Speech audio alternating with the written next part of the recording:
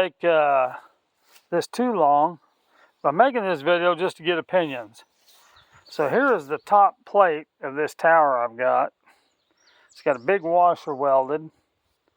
That looks pretty good, but this is solid.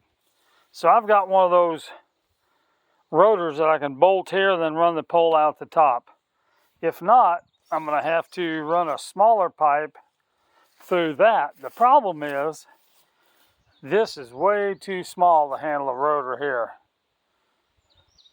And it defeats the purpose of having a crank up by putting that rotor in there. So I'm probably going to go with the top. I may just put a ground plane up there, but this is what I'm dealing with. There's a lot of rust. I'm not really seeing, there's a little bit of pitting there, but I'm going to have to paint this thing. We all know how these things will break off. They look pretty good.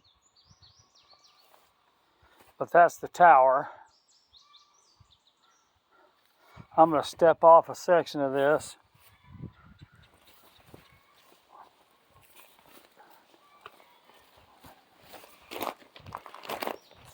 They're 24 feet long. So I think somebody that I've talked to on the radio used to own this maybe. I may change this to a winch instead of a crank up. Anyway, that's what I'm dealing with. If you guys have any ideas, it's kind of bent down here at the bottom. So I may have to cut off right to here and build me a plate. But I definitely want to be able to turn that over. So I'm going to have 24 feet in the air, or at least 20 feet.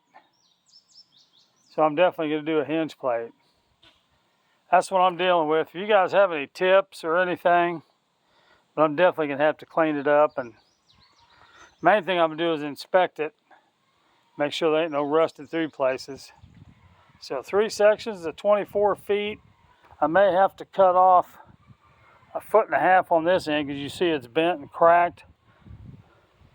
So anyway, that's what I'm dealing with.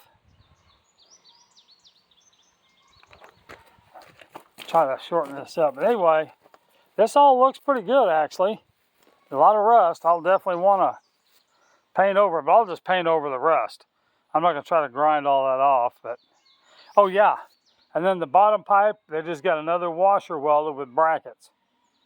So anyway, that's what I'm dealing with.